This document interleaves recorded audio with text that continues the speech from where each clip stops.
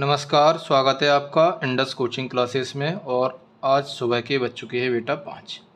हम लोगों ने कल ही तय किया था कि अब हम प्रतिदिन करंट अफेयर्स पढ़ेंगे और अब जो हम करंट पढ़ेंगे वो एकदम एग्ज़ाम वाला करंट होगा। करंट अफेयर्स 2025 की शुरुआत करते हैं और ये आज अपनी है पहली क्लास। ठीक है, आपको डेली करंट अफेयर्स पढ़ने के लिए इंडस कोचिंग क्लासेस नाम से यूट्यूब चैनल एंड टेलीग्राम दोनों ही आपको ज्वाइन करने होंगे, जहां आपको वीडियो के साथ साथ पीडीएफ और पीवाईक्यू भी मिलेंगे। ठीक है, लेकिन करंट अफेयर्स कैसे पढ़ना चाहिए, करंट अफेयर्स पढ़ने का सही तरीका क्या होता है, ये सारी चीज़ें हम देखेंगे। आज से शुरुआत करेंगे। आपको केवल एक बात फॉलो करनी और वो ये है कि केवल 10 दिन तक हमारी बात माननी है। 10 दिन तक लगातार पढ़ोगे, आप पाओगे कि करंट अफेयर्स के साथ साथ स्टैटिक जीके भी आपकी बहुत स्ट्रांग हो गई। ठीक है, हम लोग शुरू करते हैं। आप अपना कमेंट में सुझाव ज़रूर देंगे, विचार ज़रूर देंगे। यदि आपको अच्छा लगेगा तो ये क्लासें आगे रहेंगी, अन्यथा होता ये है कि सुबह 5 बजे यहाँ से कोचिंग तक जाना ये थोड़ा सा कठिन हो जाता है और यही एक कारण है कि करंट की क्लास में आपकी लगातार नहीं ले पा रहा था। तो चलिए हम लोग शुरुआत करते हैं। सभी को गुड मॉर्निंग, राधे राधे, जय श्री राम। आगे बढ़ते हैं। सबसे पहली बात यह है करंट का पढ़ने का सही तरीका क्या है। तो पहली बात यह है पढ़ने का सही तरीका, इसे देखते। एक तो हमें बेटा प्रत्यक्ष और अप्रत्यक्ष रूप से करंट पढ़ना होगा, यानी डायरेक्ट और इनडायरेक्ट दोनों ही तरीके से पढ़ना होगा। जैसे हम एक सवाल कहें कि हाल ही में वर्ल्ड लीजेंड्स चैंपियनशिप किसने जीता, तो अफ्रीका ने पाकिस्तान को हराकर जीता। ये तो प्रत्यक्ष रहा। अप्रत्यक्ष ये है ये वाला कहाँ पर हो रहा था, कौन सा संस्करण था, इससे पहले कहाँ हुआ, भारत का विवाद, यानी इससे जुड़ी हुई सारी बातें। ठीक है, दूसरा हम स्टैटिक पर विशेष ध्यान देंगे, क्योंकि स्टैटिक जीके जब से आने लगा है ना, तब से सारे लोग कहते हैं कि ये आउट ऑफ सिलेबस है। मैं इस बात की गारंटी लेता हूँ, सिंगल सवाल आपका नहीं छूटेगा। 3 महीने के अंदर आप जीके भी इसी के साथ तैयार कर लोगे। इम्पोर्टेंट फैक्ट पे ध्यान रखेंगे, लेकिन किसी भी राज्य की बात आती है तो आप लोग सबसे पहले उस राज्य की राजधानी पे ध्यान दोगे, मुख्यमंत्री पे ध्यान दोगे और राज्यपाल पे। ये इतने काम आपके होंगे। थोड़े से और हम लोग आगे बढ़ जाते हैं।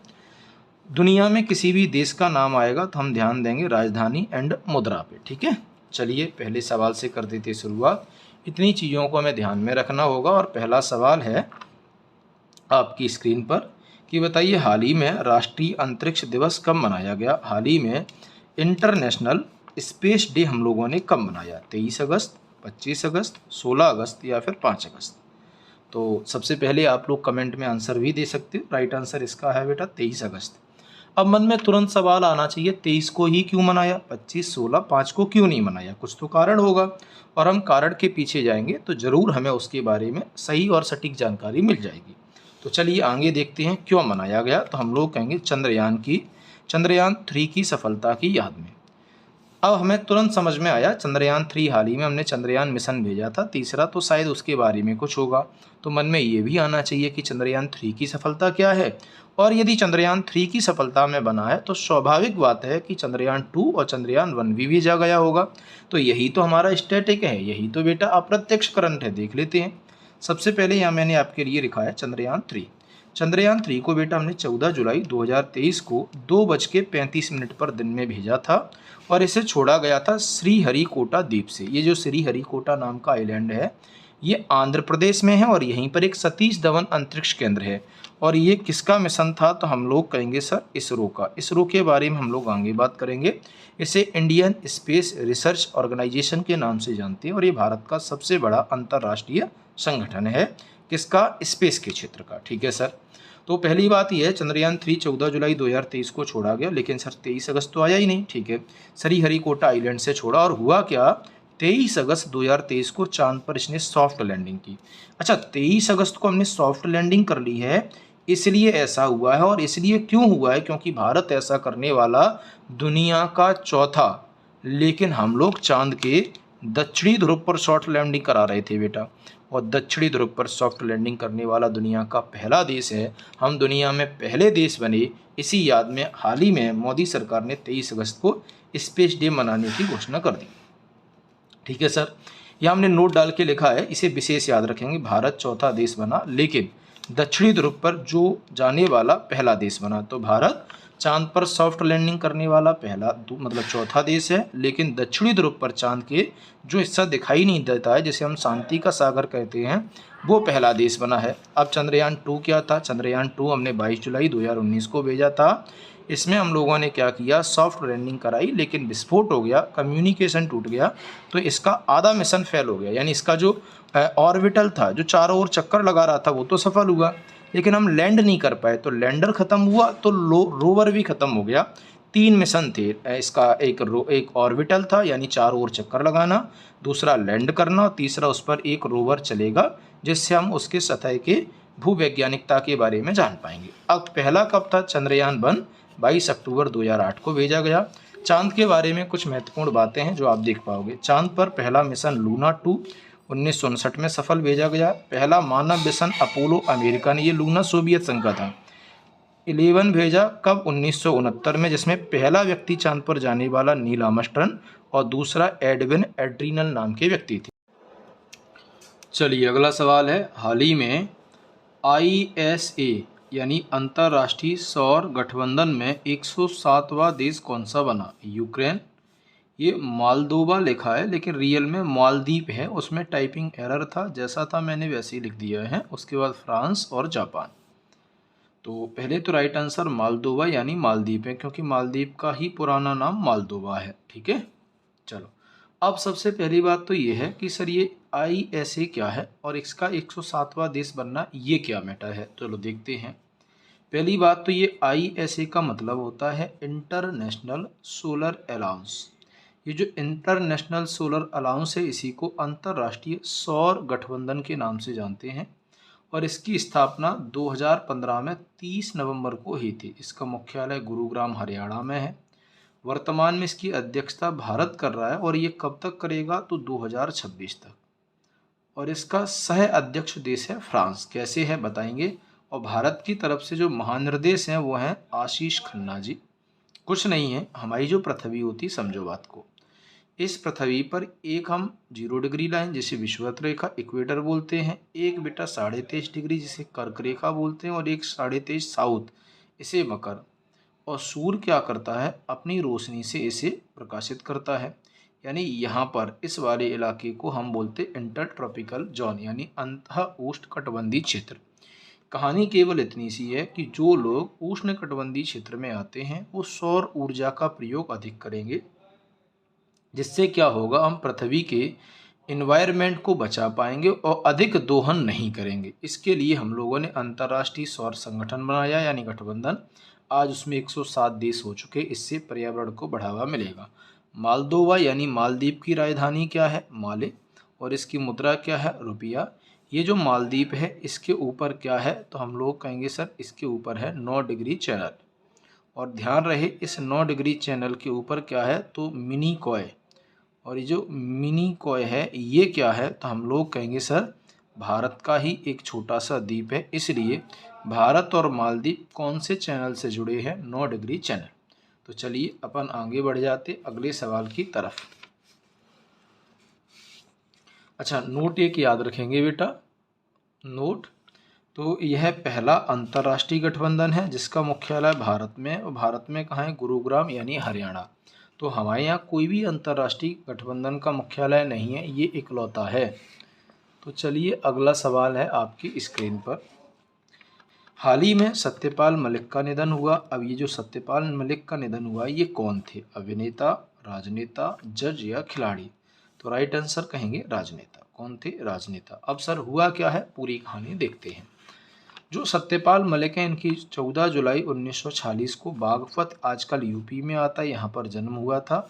और 79 ईयर्स में इनका 5 अगस्त 2025 को दिल्ली में हार्ट की समस्या से पहले से बीमार थे, भर्ती थे, वहीं इनका देहांत हुआ, तो इनकी मृत्यु हो गई। ये क्या है? तो बेटा मूल रूप से 4 राज्यों में गवर्नर के पद पर सेवाएं दे चुके हैं। तो ये बिहार, उड़ीसा, गोवा, जम्मू कश्मीर और मेघालय। ये मेघालय को 19वें CM बने, जबकि जम्मू कश्मीर की बेटा ध्यान रहे मेघालय के 19वें गवर्नर बने राज्यपाल, जम्मू कश्मीर के अंतिम थे। अंतिम क्यों थे? क्योंकि जब ये जम्मू कश्मीर के राज्यपाल बने तो इन्हीं के शासनकाल में 5 अगस्त 2019 को हम लोगों ने क्या किया, धारा 370 को ख़त्म कर दिया। और धारा 370 ख़त्म होने के साथ साथ जम्मू कश्मीर भी ख़त्म हो गया राज्य के रूप में, और JNK को हमने एक केंद्र शासित प्रदेश के रूप में विकसित किया। साथ में क्या बनाया है बेटा, लद्दाख। तो घटना तो केवल इतनी सी है कि जब जम्मू कश्मीर राज्य था तब उसमें राज्यपाल होते थे, अब तो उपराज्यपाल होंगे। और हम सब जानते RK माथुर को हमने उसका पहला उपराज्यपाल बनाया था। खैर, हम लोग बढ़ जाता है अपने अगले सवाल की तरफ। हाल ही में SSB के नए महानिर्देशक कौन बने? तो संजय सिंघल, अमृत मोहन, अखिल चौहान, सुबोध बत्रा। तो आपको बताएं, राइट आंसर है संजय सिंघल हमारे SSB के नए महानिर्देशक बन गए और इन्होंने अमृत मोहन की जगह ली है। अब ये सर SSB क्या है, इसको थोड़ा सा समझ लेते हैं। तो देखो, ये जो SSB है इसे बोलते हैं सशस्त्र सीमा बल। क्या है, सशस्त्र सीमा बल। इसकी स्थापना कब हुई, 1963 में। ये नेपाल और भूटान की सीमा पे रहता है। हमारा एक सैनिक फोर्स है जो 7 सेना है, मूल CISF, BSF, CRPF, ITBP, उनमें से ये भी है। इसका हेडक्वार्टर नई दिल्ली में। हाल ही में इसके नए महानिर्देशक कौन बने हैं, संजय सिंघल। तो इतनी बातें हम बेटा याद रखेंगे। बढ़ जाते हैं अगले सवाल की तरफ।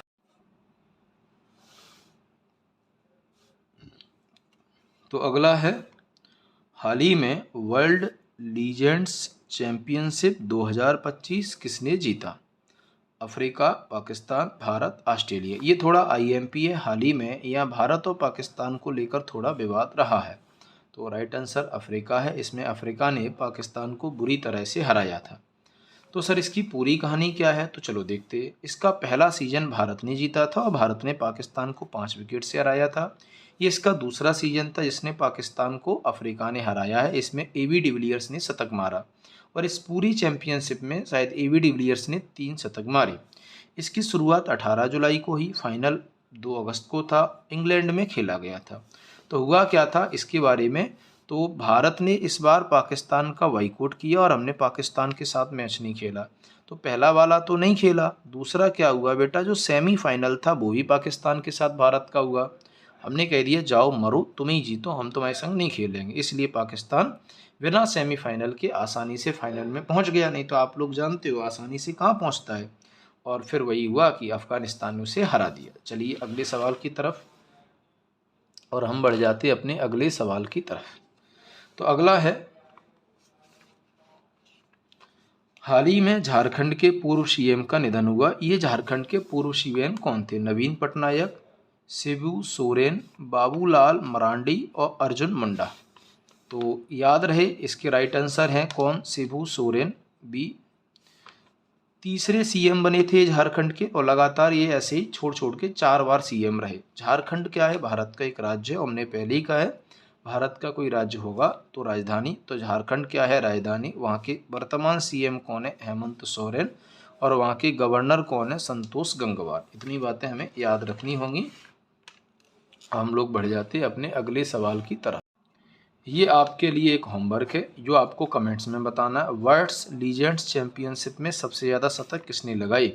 AB डिविलियर्स, शाहिद अफरीदी, युवराज सिंह या सचिन तेंदुलकर।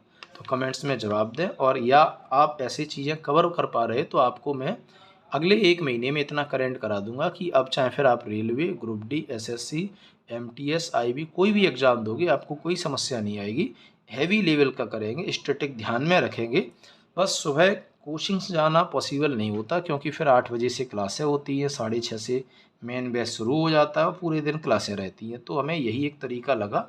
अगर आपको अच्छा लगता है, आपको नॉलेज चाहिए और नॉलेज मैं इसमें आपको डिजिटल बोर्ड से ज़्यादा दूँगा।